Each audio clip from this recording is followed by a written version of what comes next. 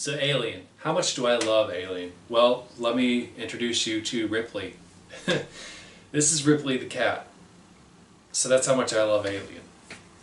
Alien is a sci-fi classic, different in a lot of ways than Predator is also a sci-fi classic. Alien is essentially a haunted house movie set in space. That's how Ridley Scott promoted and pitched this movie, and it absolutely is. This scares the hell out of people even today. It's held up so well, and some people have a common complaint about it as far as the pacing goes. Me, I don't mind the pacing. This film is beautifully and masterfully directed. The space shots are terrific and masterfully directed. This is, to me, the second best directed sci-fi film, the first one being 2001. And you could see the inspirations because there's a lot of long shots of the ship moving very slowly along, and you're just kind of in awe of all of it. And that's definitely Ridley Scott's love of 2001 coming through. And the music, God, the music is so creepy but beautiful at the same time.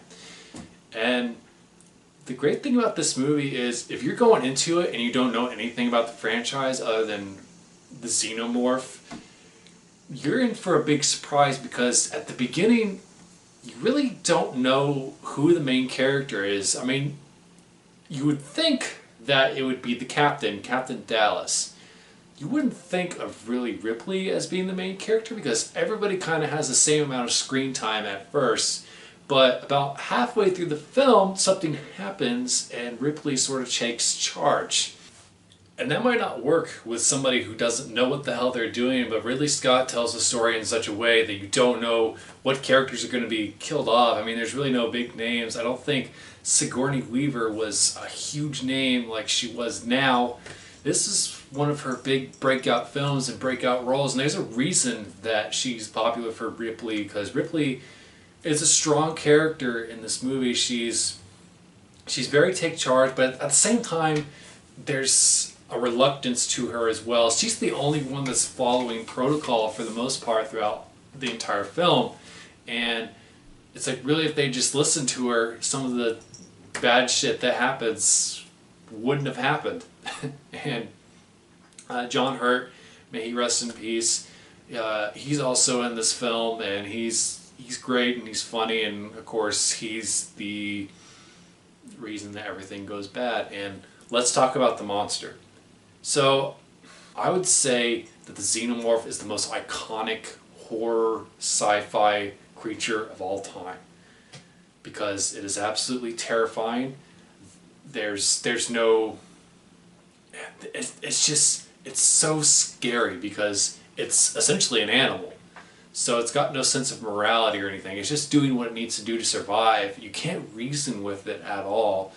And it's just, it's so weird to look at too, because the way they shoot it is, there are times throughout the movie you just see parts of it, and you, even at the end when they show the whole thing, it's like partially in shadow, and because it's so dark in form, you're not even sure what you're looking at because it's built and designed so beautifully by H.R. Giger that it's a monster in every sense of the word, but at the same time there's a finesse to it as well.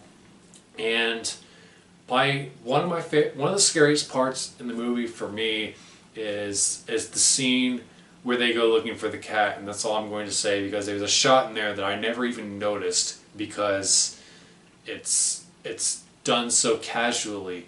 It's like it's one of those things where a jump scare should happen, but there's something actually there, and you're like, "Oh shit! Did I just see that?"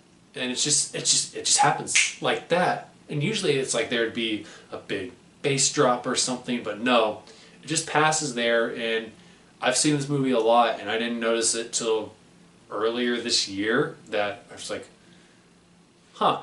Well, that's freaking creepy." But yeah. Alien is beautifully paced, beautifully directed, and it's very, very well acted.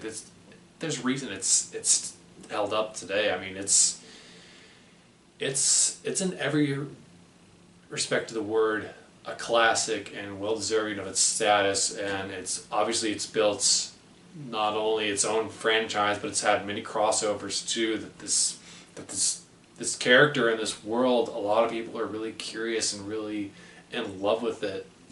So, Alien, have you seen it? What's your favorite part of the movie? Let me know if you're excited for where the franchise could potentially go now that it's partially owned by Disney, now that Disney owns Fox. I will definitely be talking about Alien Covenant, and I'm not going to share my thoughts on that right away because I think my thoughts might differ from a lot of people. So there's that. But yeah, comment below. What would you like to see? Where would you like to see the Alien franchise go in its current state? Whether it continues from Alien Covenant or if it gets into the hands of somebody different and goes in a different direction. Comment below, let me know. If you'd like to see here, subscribe. Again, I'm going to be doing all sorts of new videos pertaining to Predator and Alien. I'm really excited to do that. I'll be talking about the movies, the comics, maybe even the figures. We'll see. I'm just going to go crazy with it. I'm going to go crazy. Bye.